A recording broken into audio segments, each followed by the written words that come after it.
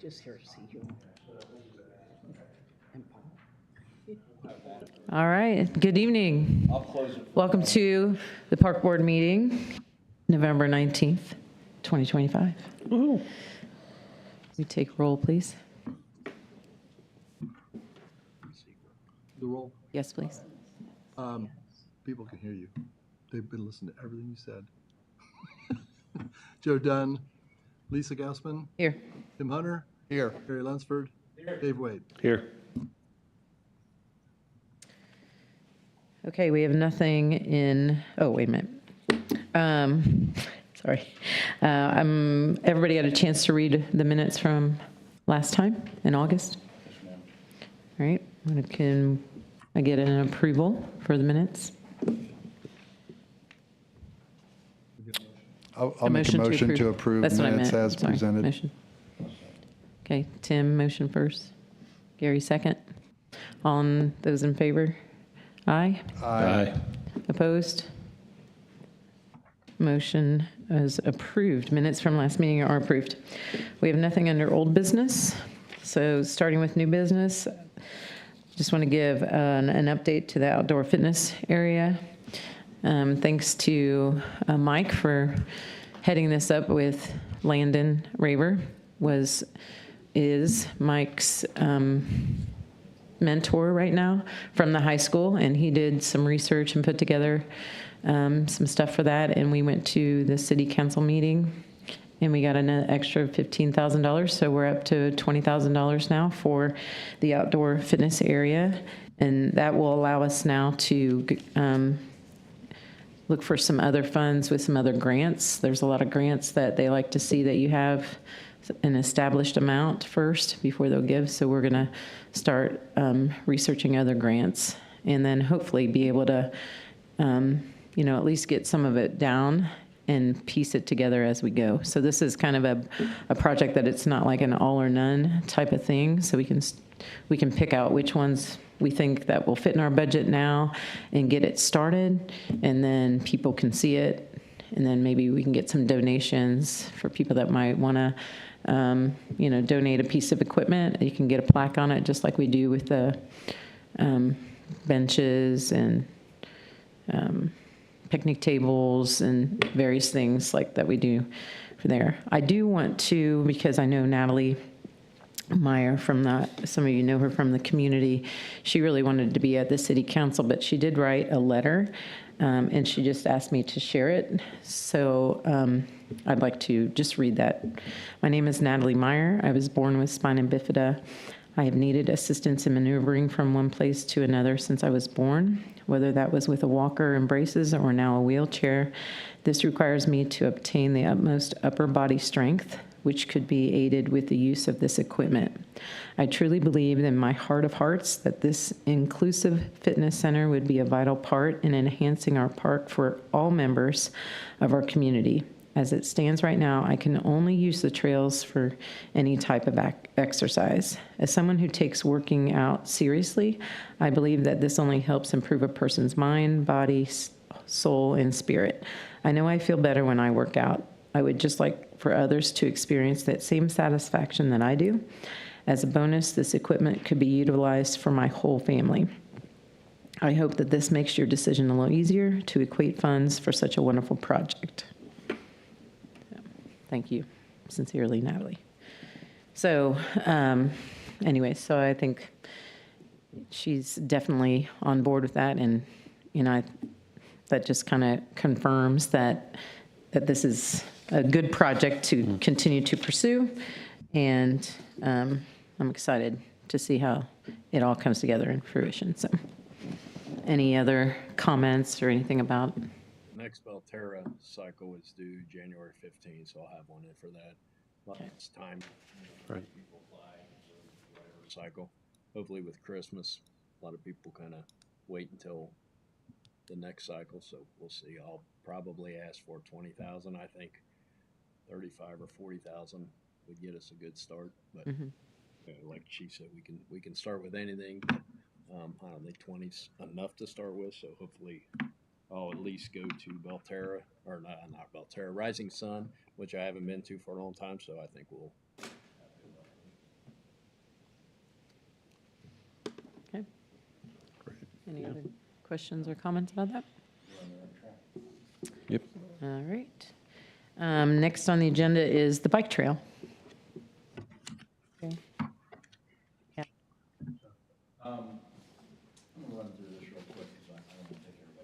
There is your microphone on? I just want to know. Is it green? Is it on?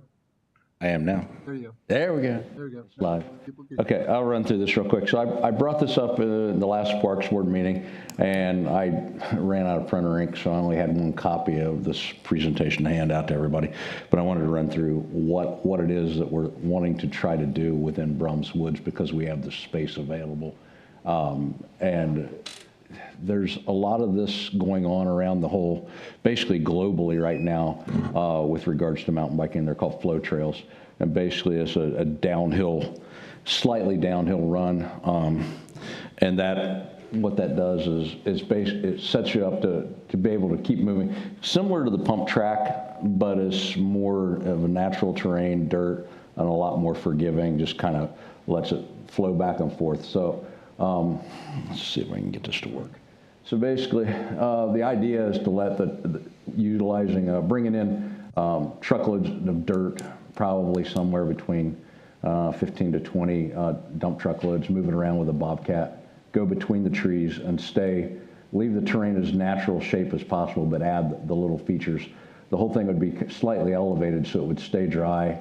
And right now, the big problem we have with Brums is it's very old trails. We built them in 1995, and most of them don't drain well, so it takes them a while to dry out.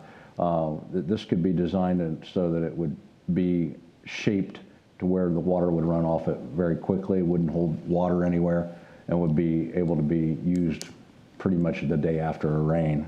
Would be pretty dry because it would be hard-packed clay, depending on how much rain you get, obviously. So I'll run through this pretty quick. So the idea is basically bank turns and kind of rolling bumps, if you will, jumps back and forth. And the idea, I'll get to it here in a second, of where to put it. We have an ideal spot with an ideal starting. Brums is really a flat set of woods. So most people build them on a downhill section. We don't really have a downhill. So what we're talking about utilizing is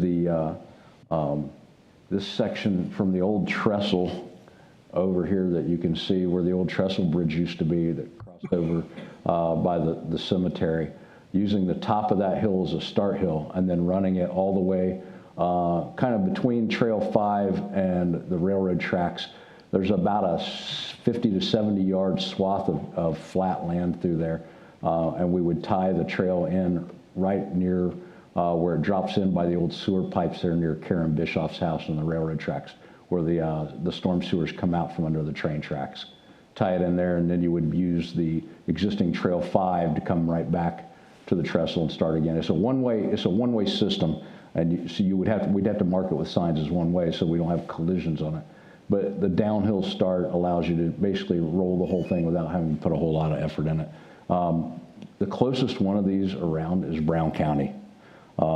And most people will drive from Louisville, Indianapolis, and farther away just to go ride these in Brown County. It's a whole different, it caters to a different group of people than the pump track does. The pump track kind of has its own following, if you will, people that ride that type of track.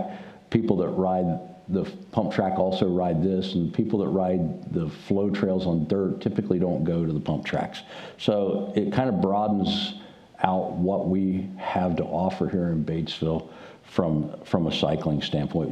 We've got paved bike trails, we've got gravel bike trails, now we've got dirt bike trails, and offering this would be a low-cost way to bring more people to town once again.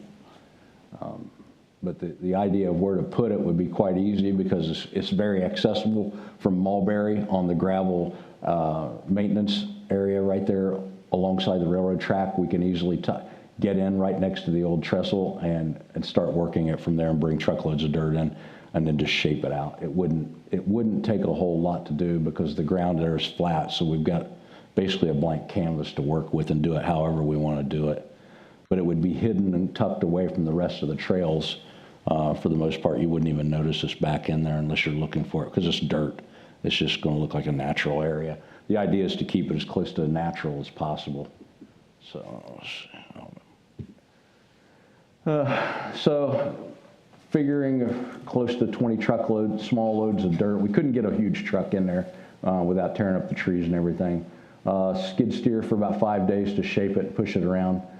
At that point, we could get volunteers, more than enough volunteers. Everybody has been, since I've been mentioning this, I've had a lot of people asking, what can we do to help with this and get it going and get this thing built and shaped and done. So the final pieces of it will be by hand with shovels, obviously.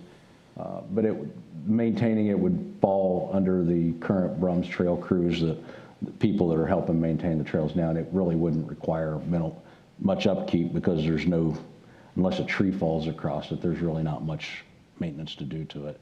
It's kind of self-supporting.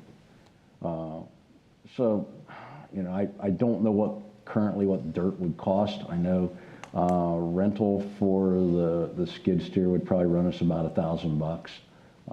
And I haven't figured out, I've asked around. Ben Pearson was looking at it, possibly getting Pearson Construction to bring dirt and donate it like we did when we first started trying to build the pump track. So I'm going to investigate that further and see if we can get that donated to keep the cost of it down. But other than just labor and dirt and the equipment to move it in and shape it, there's really no other costs involved in it, and it would kind of be self-sustaining and add just another feature to bring people to Brums. Not that we don't have people coming to Brums, so. Obviously, there's a lot of data out there on the internet, and you can look up flow trails and follow all this as well. But basically, the faster you go on it, the more technical it becomes. So it allows beginner riders an easy way to kind of build their skills up a little by little and learn how to roll over jumps. And they go a little faster and their wheels come off the ground a little bit and a little bit more. It's a confidence builder for a lot of people that are just starting to try to ride mountain bikes. So it's not it's more to build skills and to bring more people into town to ride Brums. The more people that ride it, the better the trails stay, because the dirt stays packed and keeps, we get more interest in helping maintain it. So, economic, you can look up all these same things. I can send this to you guys. I can send you all the links. This presentation's too big to send by email. It's like 17 minutes. But there's a lot of information out there regarding what it does from an economic vitality. Bentonville, Arkansas, home of Walmart, has 7 different flow trail areas, and they are now considered to be one of the meccas in the United States to go to mountain bike. You would never have thought that of Bentonville, but they are now literally considered the holy grail of all mountain biking, and it draws tens of thousands of people to their town every year, tourists to go there and ride. So that's kind of it in a nutshell. That's what I'm looking to do. If we could get the support to do that, I think it would be a boost to Brums. We haven't really done anything major to it since we've originally built it in '95. We just keep adding on here and there little bits, but basically rearranging the trail to get around the erosion issues, which all that work has to continue as well. Further, since I wrote this presentation, 2 nights ago, I was contacted by the younger brother of a scout that did one of our Eagle Scout projects in Brums. He's looking for a project, so that technically that would fulfill the Eagle requirements for that kid to be able to go in there and shape all this by hand with the shovels, rake it out, and get it all packed in. So we could utilize that as an Eagle Scout project for the kid. So. Can you go back to the picture? Pardon? Can you go back to the picture? Which picture? The picture that shows the. Let's see. That one or that one? Shows the trail. That? Yeah. Okay. So they're coming, okay, so they're coming down there, right?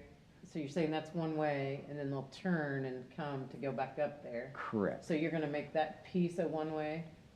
So that trail is wide enough and it's existing now that, and it's flat and straight enough that you can see, and it's a two-way trail Okay. right now All right, anyways. just to make sure that. So yeah, that's a And two-way they come trail. off the flow track and hit that trail, will they be slowed down? Yeah, we'll make it so that the end of it is a real sharp, hard 180-degree turn to where it dumps in so that it automatically scrubs all your speed. So you've got Okay. basically, So if there's walkers coming by, it would right, be. and the idea is, and it'll be open, Dangerous. right where we're proposing that turn be, that's a nice, big, open, flat area with plenty of visibility in all directions. Yeah. You can see everything, but the rest of the flow trail kind of stays over towards the railroad tracks, out of the way.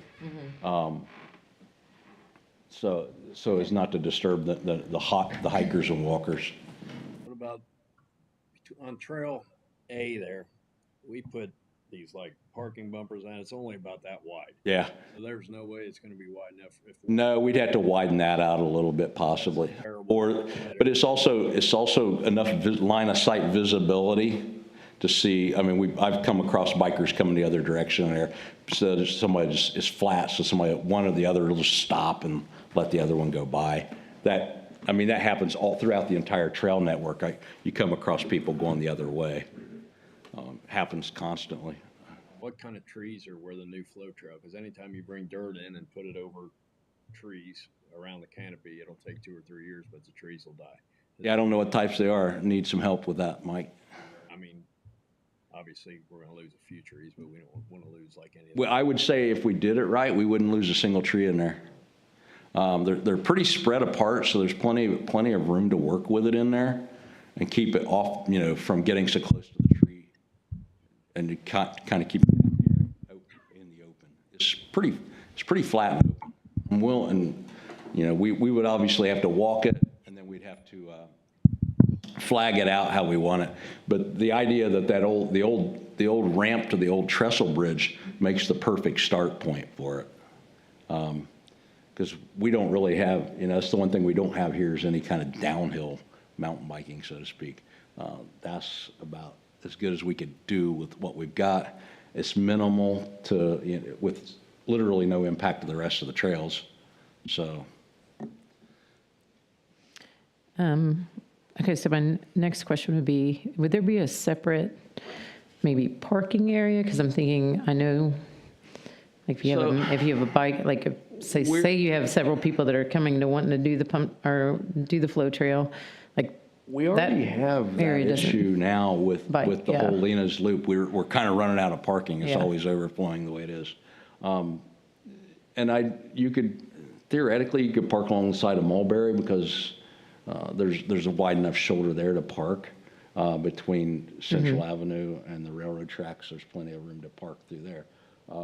Long term, I would hope that we could get the state to allow us to put an entrance there where the old trestle goes in. That's a big open grassy area. We could put a small parking lot in there and allow people to walk to the corner and cross there at the corner of Central and Mulberry to get onto the paved trails because we're flat out of parking. Yeah. And Mike, as well as I do, 75% of the time that lot's full.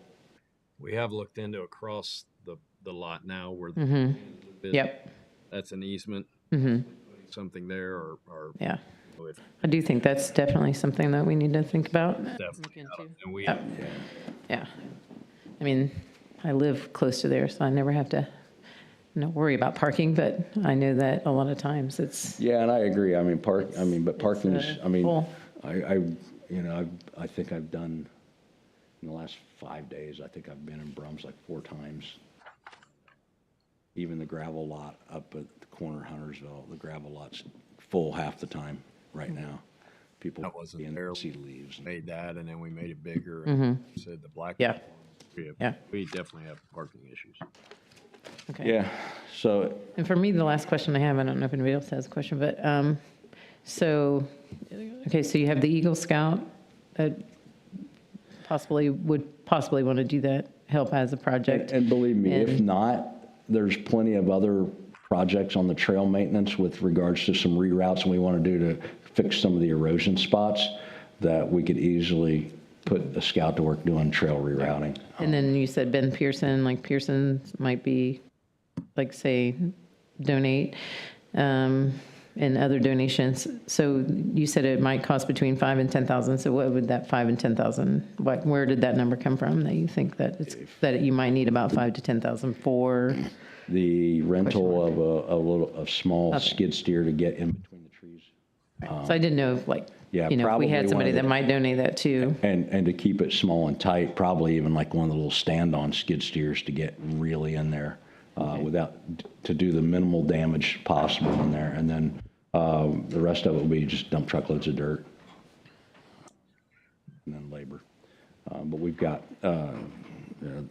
the Wednesday Night Bike Club. We've talked about it. Everybody's on board with jumping in and helping build this thing. Everybody wants it. They're willing to jump in and build it, which we didn't really get that kind of support when we did the pump track and the skate park because, well, for one, they couldn't. You couldn't. I You mean, you couldn't, needed to but have the other stuff. Yeah. They're struggling to have volunteers to help maintain it now. This would right now we've had a lot of drop off in the last year or two about volunteerism. The last 3 Saturdays in a row for Trail Maintenance Day have all had no shows, including this past Saturday. No one showed. So it's getting kind of sad to get up on Saturday mornings and go over, get everything set up, and then nobody shows up to do any work. This might be the catalyst that revitalizes people wanting to come out and help do the work. It's funny, this past Saturday, they had Trail Maintenance Day for Versailles State Park's mountain bike trails, and they had 14 people there. So, and those people drove some of them drove from as much as an hour away to be there to volunteer to help. We've got to find a way to get more volunteer help back in. Yeah, and it may just be figuring out better advertisement or. Yeah, and I think we could probably do a better job Yeah, of that at times, Okay. but there just needs to be some kind of catalyst to start it back up again. Yep. Anybody else have any questions for? Yeah, I'm somewhat familiar with that part of Brum Woods, and I'm familiar with the old trestle. I used to ride across that every day on the school bus every morning when we had to go up across the bridge over the railroad track. So I can picture how it would lay out nicely for this. Yeah. And with not a lot of investment to be able to get that. I mean, we have relied on a lot of volunteer help all throughout, maintaining everything. And if there's something that makes it more usable and allows the people that have invested their time to make it possible to begin with, to be able to have that much, have another amenity, something else, and to get people out there, I think that's great. Yeah, I agree. We'd be one of the only cities in the entire state we're one of the only ones now, few cities in the state that have mountain bike trails of any significant length inside city limits and right off the end of the sidewalk. To have a flow trail section and then be able to jump on Lena's trail and go on the Batesville Trail over and hit the pump track or the skate park, and they're all interconnected by the multi-use trail. It's just unheard of. Nobody else has anything like that. And we seem to, as a town, we need to find some kind of niche uniqueness to draw people here. This is just one more feather in that cap, so to speak. It's not the only thing, but it would certainly be another piece to that puzzle. It wouldn't hurt, and it would certainly has potential for Yeah. positive. So, food for thought. So,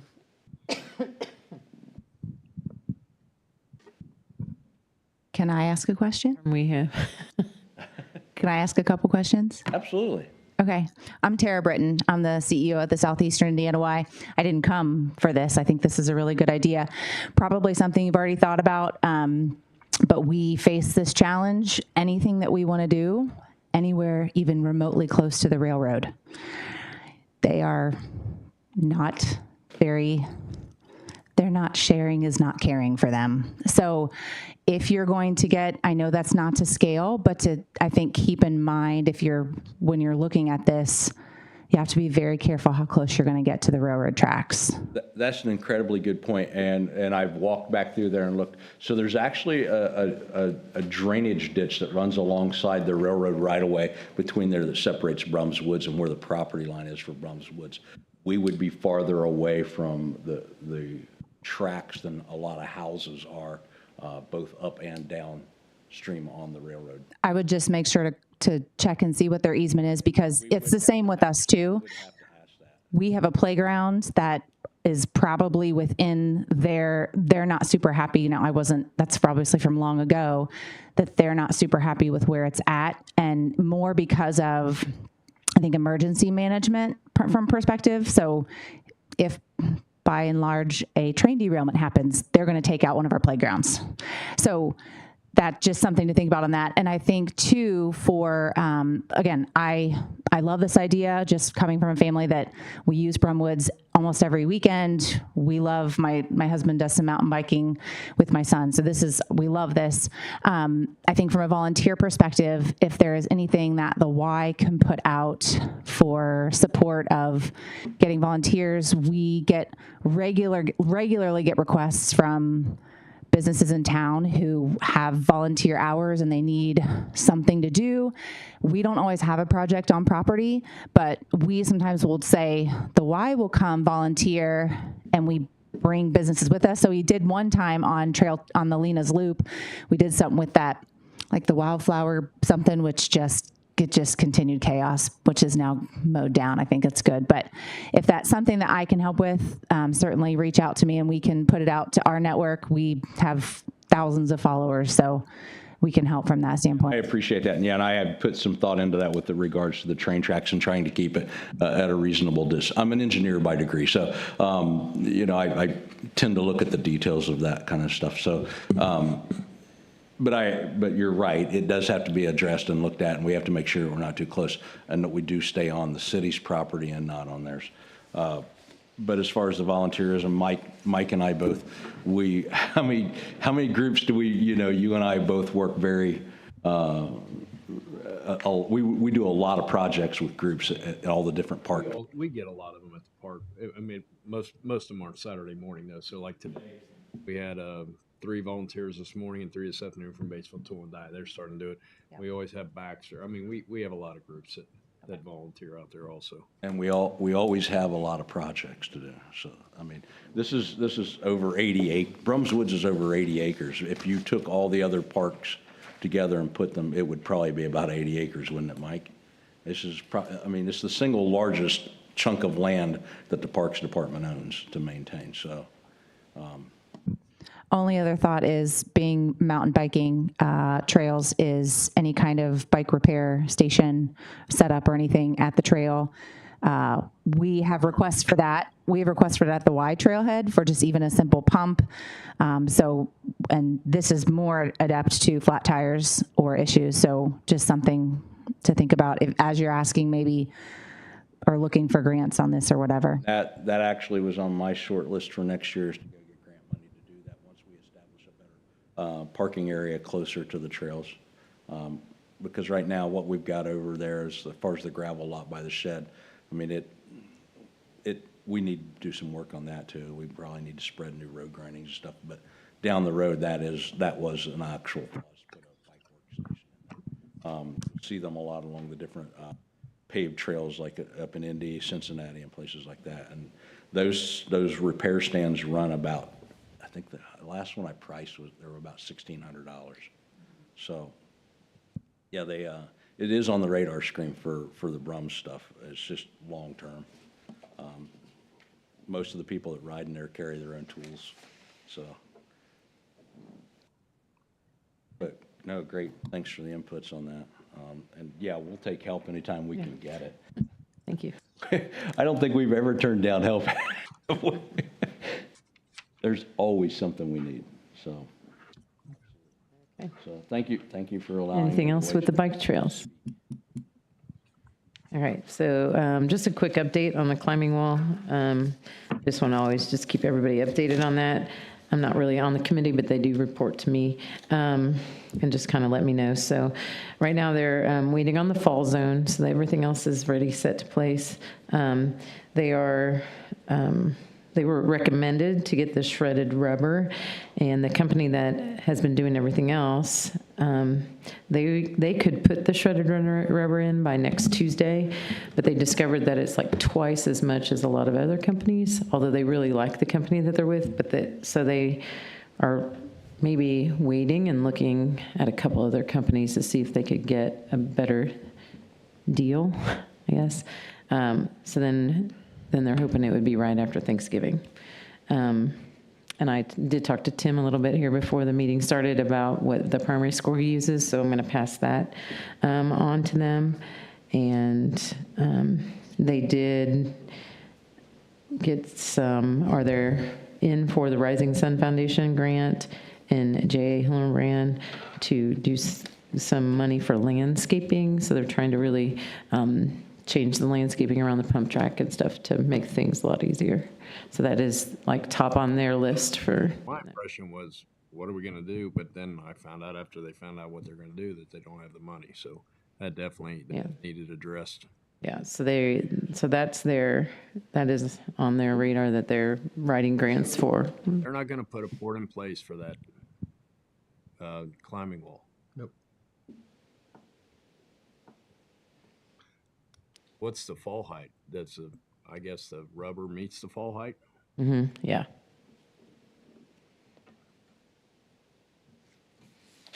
Anything else I need to bring back to the committee? Okay, now we're up to citizens' concerns. That's me. No, not a concern. The reason I actually came today, just seeing some information. Sorry, I know you keep peeking around, Dave. As I said, I'm with the Y, and so saw the information on the outdoor fitness stuff going on. So just wanted to get a little more, hopefully get a little more information on that. We are in the process of doing some master planning and visioning for our Y campus. We have about 17 acres, which any of you who see that space, it's about 10 acres that's just mowed. And so our intention is to try to figure out if there are next steps for that grass space, and if that's building expansion, or if that's outdoor expansion, if that's summer camp, whatever that may look like. And so I think for us, just trying to understand what you all are going to do at Liberty Park so that we don't duplicate efforts, and also making sure that if there's anything that we can support through that process, because, you know, Natalie is, as an example, is a member of ours, and we do some adaptive stuff just in regards to kind of, she spearheads a lot of that conversation we have. But I do want to mention, when you've talked about grants and stuff, there was an organization that was tied to UC Health that approached Paul Ketchum and then talked with myself about, it's called National, let me bring it up because I think it could help you. It's a national fitness campaign partnership with UC Health, and we are right on the edge of UC Health's kind of service area that they will do grant funding for, and it's for a fitness court. And I don't remember what the fitness court company was, but we went through a whole conversation. They approached Paul initially because they want it to be a school funded or school located space, but there really wasn't a very good space necessarily. They wanted on a trail, but they wanted at a school. That doesn't quite exist to the extent that they wanted. So they came to the Y, we discussed it. We are not ready to bring something like that in because we're still in that master planning stage, envisioning and just creating what that could look like. And so it kind of died 6 or 8 months ago, but I do have the contact information for that gal if you would want it. I don't know if the grant funding extends to cities or if it was just something to schools, but I can certainly send that along to you. So I guess the only thing that I'm looking for information on is just from what that vision looks like for you all, so that, again, we're not duplicating efforts or we're not putting something in our plan that we don't want to spend money on because you all are already doing that, and we don't need to we don't need to pay for it twice. Right, I really appreciate that. That would be great to get in contact with them. I would love to talk and see, whether that is something that obviously would fall under our umbrella, that they would allow to have grant money for that. But what I could do is, I have kind of a PowerPoint that we had used before that just kind of has an idea of what we're looking for, that I could easily just email to you. Yeah, that would be great. So And then I can catch you after for you. and just find out where you want me to send that contact information. Like I said, I have it on my phone. Oh, yeah. Email it to Yeah. And Mike's got the master plan stuff too. This is a wonderful business card. I know, isn't it? Professional I'm just kidding. area with, whatever, whatever kind of fitness equipment that we think, the community would use, and obviously it's going to be accessible for wheelchairs. I mean, what our hope is to, put a big concrete pad in and maybe put 6 pieces of equipment in. When people see it and hopefully start using it, we can just keep adding to it, And Mike, it doesn't have any free weights. It's all body weight stuff. body weights. Yeah. So the grant that the fitness court that we were being talked to about was, you can do one of each half, or you can do the whole thing together. And so part of it was equipment, and it was all, like body weight type stuff. And then the other half was basically a group exercise court, essentially, but we weren't going to do that. We were just looking at the equipment side. The biggest thing that we learned from them was, if you are making it any kind of ADA accessibility, which I'm sure, again, you've thought about all that, but there are some pretty stringent accessibility pieces to that where they wanted us to put it, it wasn't going to work right away anyways. Gotcha. Oh, yeah. Yeah. Awesome. So I will send Mike. So then the location that we talked about, we're going to go right next to the playground. Yeah. So when people are, if you bring your kids there to use the playground, or it'll be on a trail, there's handicap parking, it's flat, there's a trail. So there's shade. I mean, if you guys would put one in that area, you'd probably have to think about shade. Full sun. So Get a nice suntan. yeah, I think it'll be a good location for it. Yeah. I do, and I know the hospital talked about putting one in also, but I always said with the interstate, it's kind of nice. Everybody wanted to park on that side of the interstate. Now we have Freedom Park, so there won't be anything wrong with having 2 of them. Yeah, I think we have swayed away from a little bit less of the adult fitness, outdoor stuff, and more to try to be around family and children. But I just want to make sure, like I said, we're not doing anything extra that we don't need to pay for. Thank you. All right, thank you. I just showed her. Any other citizen concerns? Does this fall under that? Report. Or is this just for our Oh, information? that was just something they gave out. Want me to, It was just information. is this just information, or do we want to talk about the e-bikes? So this is back to me again, isn't it? A citizen concern? Gary and I talked about it a little bit. Can't hear you. Can't- So, No, get the microphone. so I said we don't really need. Is it on? Pretty excited. We don't really need. We really don't need to look at it tonight. It was just some information that that we pulled together. Gary sent some stuff today, and some of our interns had done some research on ordinances.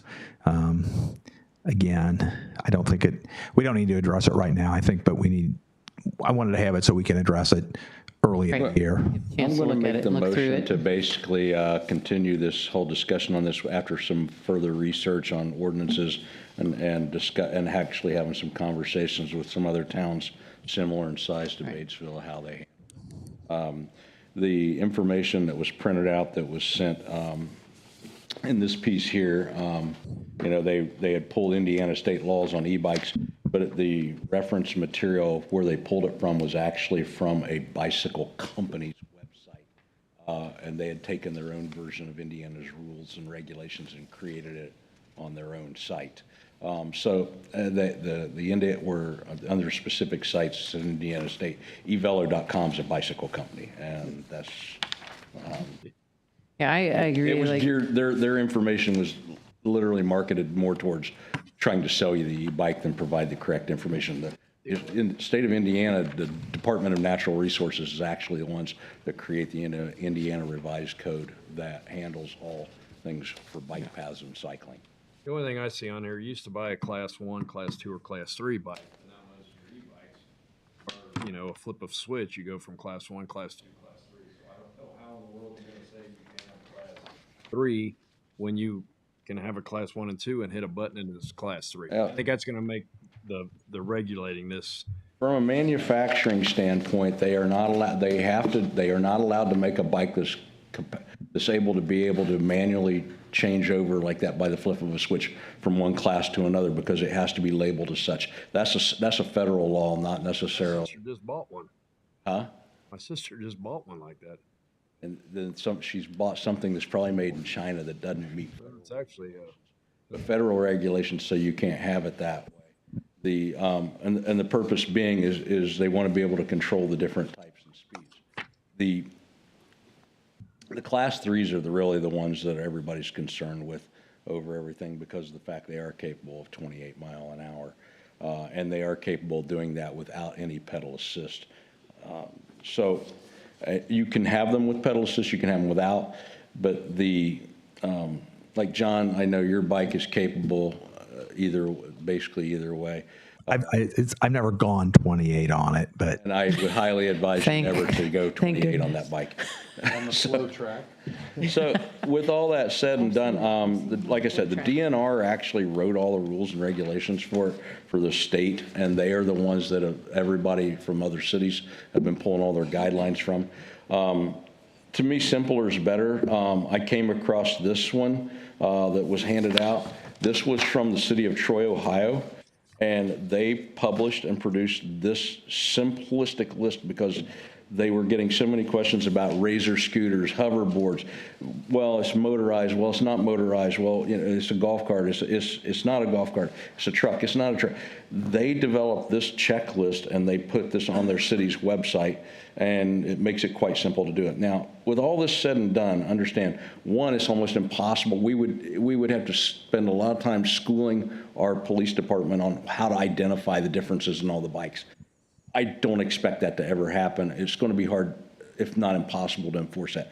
Two, there are already hundreds of hacks available out on the line right now to take even the simplest class 1 e-bike and turn it into a missile at up to 40 mile an hour or more. They're wildly modifiable with nothing more than a computer flash upgrade. So monitoring and dealing with this from a class 1, class 2, class 3 thing is damn near impossible. yeah, the reality is it's not going to be enforceable. I'm not saying we don't do it because it's not enforceable, but you just We offer it more as a strong guideline for what the city, so if we publish something like this and we say, okay, no class 3 bikes on like any of the paved city bike, you're not going to keep them off of it. You're not going to stop them. What that does is provides another layer of CYA to the city, basically, that says, well, little 14-year-old Johnny borrowed his dad's e-bike and hit somebody doing 30 mile an hour on the paved trail and injured them. Well, he was in violation of 2 city ordinances and laws, and it basically protects the city at another level. Is all this is about. Yeah, I did not see what you sent out from Troy. I'll look at it tomorrow. okay. That's it. So We will table that. we'll go. Yeah. We'll get back onto this in February. And we just, Motion to move this out to February. it wasn't really on the list. I was just like, okay, park supervisor report. All right. First, we talked about the 5-year master plan. I think this is actually pretty good. We got a quote from HWC for $25,000 to do it. And after talking to a couple people and getting a couple suggestions, I contacted Southeastern Indiana Regional Planning Commission. They just started doing this. So they're doing the first one for Aurora, and they're doing one other one. They haven't set a set price, but they're charging them like $1,000 since it's new, but ours will be substantially less. They'll get started on it. They're going to touch base back with me in March, but it won't be even remotely close to that. So the 5-year master plan will be happening. It's just happening a tad bit late. I took the budget this year. We have some money left in improvements and community parks. I guess will that be able to, because next year Oh, yeah, it rolls. Yeah, it'll it'll, roll, because next year we will have we're going to have to do something with our Port in Place playground. We got 10 years out of the first one, and it's being used so much that we're not getting our 10 years out of it anymore. And there's not a lot you can do about the merry-go-round. It's really bad. And then if we have one little thing, then kids start ripping it up while their parents watch them do it. And we're definitely going to have to get a new Port in Place. We said I had Tool and Die volunteers. I don't know, for about 3 Wednesdays now. They've been doing a good job. Kind of a bad time of the year, but we found some inside work. And I don't know, that's about all I have. Said thanks to Landon. He did a good job on the research and everything for the thing. I think we're not going to really pick any equipment out, what we have, and then we'll start doing more research and figuring out what works best, what equipment, people want to go from there. So I don't know, hopefully maybe by the spring we'll be starting on it, or early summer. And I think that's all. Oh, I think Mark and Roof Hoffler, we do have volunteers that come in off hours. They blew all the trails off for us last week. They said they actually enjoyed it. Good for them. So all the I think they're in decent shape. Being wet. That's all I have. All 3 got done too. So 3, 4, and 5 are. Yeah, they did 3 or 2 days ago, something. I like actually walking on the leaves. On what? I like walking on the leaves in Trail 3. They were getting really. Sorry. Don't open that can of worms. I'm not. You can open it if you want to walk on leaves. Just If go you off the volunteer, trail. you can put them back on. Yeah, and if you want to rake leaves, you can come to the park. Yeah. Oh, I did. Like, I was on Trail 3 the other day, and I was like, man, I love this. I love walking on the leaves. Okay. All right. Any questions for Mike? Okay. The pool financial report. All right. Thanks for all you do. I can start. You could add in anything you want, Jane. Unfortunately, the beginning of the year started out kind of rough because of the weather. We had we'd sell most of our passes at the beginning. And so just a quick look at the financials. The operating revenue was down from the year before, mainly due to the season passes. Everything else was pretty much positive or equal, but the passes were down 15% on $3,800. So that did slow down. And once you get into July and stuff, most people quit buying the passes because there's not as many days use left. So the weather really wasn't kind to us this year. The good news is the expenses did go up, which we expected. And unfortunately, that also meant that we have a bigger deficit now of what I like to call the private use, the people that are using the park or the pool paying for it versus the tax money that's given. We'll never get to 100%. You'd have to charge twice as much, 3 times as much, and we don't want to do that. We try to stay around the 50% number for operating costs covered by the revenues. It was 47 last year. Unfortunately, it went down to 44 this year. So when you're looking next spring, you might want to think about another increase in rates for dailies and possibly for season passes because it'll help. The challenge is you don't want to make it too expensive. You want it to be an affordable piece. I've always said that it's a big part of the city for the summer. It's a great asset, and I think it's obviously we don't have to make it be a money maker, but we just want to make sure it's not getting to the point where you're using all the taxpayer money. Concessions were up a little bit in dollars, but actually our profit was better because we raised the prices on it. So we had a lot better markup, about 35% versus only about 19% last year. So you can look at the numbers. It's pretty standard. Like I said, weather is makes such a difference. Mm-hmm. And But I think that speaking for what the information I got every day from the deposits, things like that, I think the workers did a great job as far as putting the stuff together. And Jane, I don't know if you want to talk about anything else that happened during the summer this year. It's up to you. Any questions at all on the financial part? Or the No, part, can I make a suggestion, Paul? No. Okay. Oh, anybody else I meant? So, I worked at Perfect North for like 4 decades, and so how they do their season pass sales is actually quite clever in that they will start, at the end of the season, they will start offering the lowest prices of the season possible for next year. They will offer it like 2 weeks before the season ends, and they will offer it so that if you buy a pass for next year, you get to use that for the last 2 weeks of this season. And then throughout it stays at a pretty low buy rate through the summer, and then as it gets closer to the season, the price goes up on the pass until end of the season, till the season starts. And then the price starts coming back down again. So halfway through the season, you can buy a season pass for about half price because the season's half over. So they offer that varying range in the prices but they offer it throughout the year in order to make that happen. So since I won't be here next year, I think that's a great idea.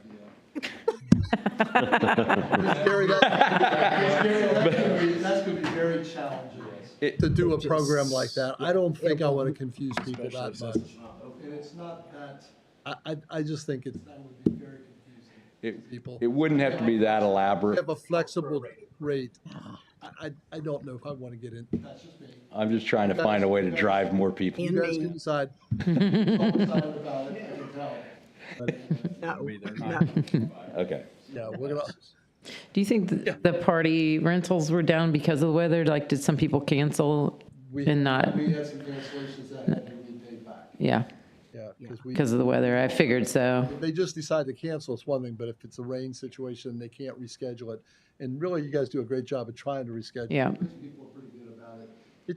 It was. Yeah. Yep. I think that was up from the year before, though. 24 was better than 23. So I think you're going to see about the same stuff every year. It's unfortunate because school starts so early, you don't get into the season in August anymore at all. The weekends, and by that time, a lot of people are out of swim mode. Yeah. And I don't think your weekends are that busy at all after the. After July 4th, it starts dying. Yeah, believe it or not, it's a. Wow. Yes. Yeah. Yes. I think I think a lot of people have air conditioning, and that's what's the killer. When we were kids, you would have died for a pool. Yeah. Yeah. Yeah. Air conditioning. I don't feel like going outside getting hot. Yeah. Kids don't want to come out. They'll Yeah. say that. Yeah. It's like, oh, they stayed home in the air conditioning. But I think offering it through August and the weekends is really good, though, too. I think that's good. I think a lot of, I don't know. That's just me. Yeah. I'm just a citizen. Well, as we do prepare to think about increased costs for next year or whatever, do we have any data to know, like We didn't- Brookville or some of the surrounding areas, like what do they charge compared to what we charge? We are the lowest at $7. I think it's Brookville is $9. Personally, I think we need to up our rental for parties. We did raise them last year. I think last year was It the. was the year before. Okay, one of those years. I know in 24, I think that's when we raised, we've had 2 years of the same daily admissions and pool passes. Right. So it might be time again to raise it next year. Yeah. Nobody complains about the past prices. And we tried to make them so that you get about 4 visits and you've covered your pass, 5 visits. So that's usually about, but like I said, somebody can work on that next year. Okay. Yeah.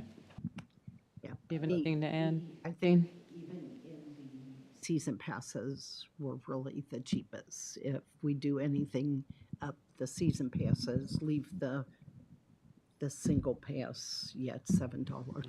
You can see the season passes, it's family. That's the biggest one. I mean, by far. Than just one individual children. So, you just got to make sure you don't get those out of a line. It's cheaper because they kind of keep it in line this way. But hey, whatever people want to do. Jane, I've never been to Brookville, to their pool. Is it comparable to ours? What do they have that we don't? What do we have that they don't? Well, some people that come from there don't like theirs because they redid it a few years ago, from what I understand, and Built a whole new like pool, our, huh? our splash pad is off on the side, where theirs is, they said you gotta kind of walk through that to get into their pool. Okay. And it's more middle-aged, older people that don't like that.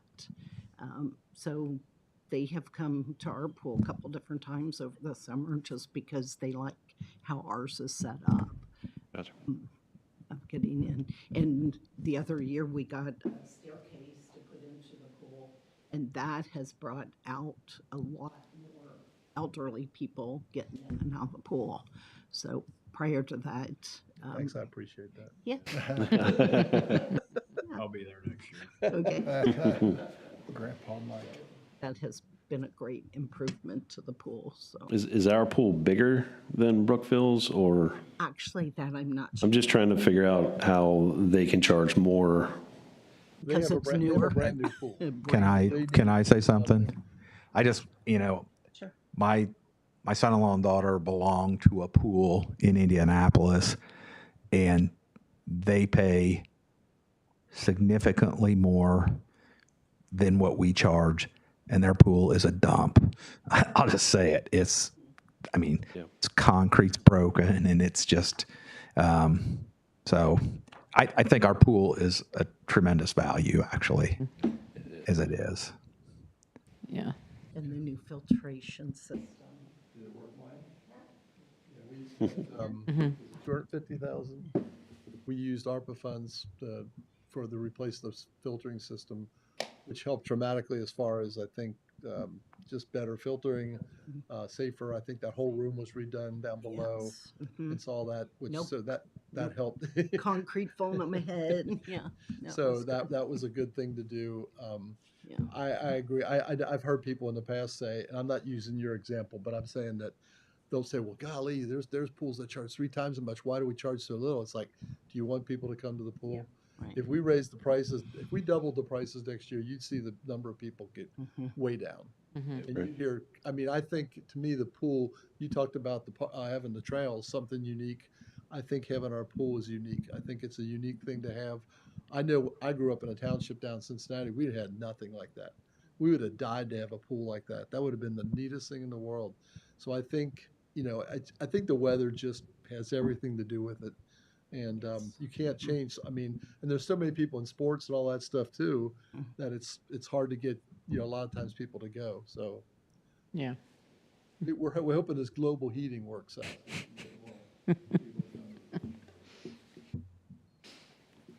They used to offer, on certain nights, adult swim. Has that ever been a thought again? Family swim back in the last hour, but I think I don't think it's a big hit because I think a lot of they just don't do that anymore. Well, instead of family swim, like adult swim. Years ago, you used to have those like movie nights and things like that, and they just were badly attended. And then when you have people there, you're paying to have everybody there that has to work, and you're basically losing money on it. Yeah. We did that my first year. We were there till midnight cleaning up and getting out. And I think 6 people watched the movie. So then we chose not to do movies and let them come swim. And we stayed open till 9 o'clock. But that was kind of a bust too, because by 8:30 there was like nobody there. So we just kind of stopped that. But different people did ask about family nights. But it's family, like we're open till 7 o'clock. At about 6 o'clock is when you get a couple families that would come in and hang out in the pool. There was like 3 of them that you can almost count on. So I got their phone numbers if weather got bad or we had to close, I could call them and tell them not to come. That's how well we got to know them. So I was just wondering if maybe you got, maybe some more adults, that if you had offered an adult swim, they knew that they could come and do maybe some lap swimming or something like that without, if that would be something that people would like. I don't know. A lot too, and the cost is the chemicals. They went way up with COVID. Yeah, Chemicals went crazy and they didn't come back down. And obviously you need them. The new filtering system helps make those make those at least stretch out as well as possible. But they just cost a bunch of money for chemicals. yeah. Yeah. Chlorine. So, like I said, I think that it's time to look at the rates next year. Yeah. In all seriousness. I don't think you'll have a big outcry, $1 here and $5, $10 for passes here and there. I don't think, but it's not going to get you. You know, you look at it to get back up to the same, to get to 50%, you'd have to add a lot more. And I just think it's never going to be able to be funded that heavily. Right. Yeah. Yeah. Okay. Good job. Thanks. Anything else, guys? That takes us to the end. Our next meeting is scheduled for Wednesday, February 18th. Do I have a motion to adjourn? So moved.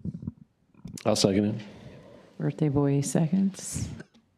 Go enjoy your birthday. Thank you. All in favor? All in favor? Sorry. Aye. Aye. Opposed? Okay. All right. It is Wednesday. We are adjourned. We might, See you in February. church, yeah. I mean, I won't be here. just said it's Ash Wednesday, so we might have to cancel. I got to church.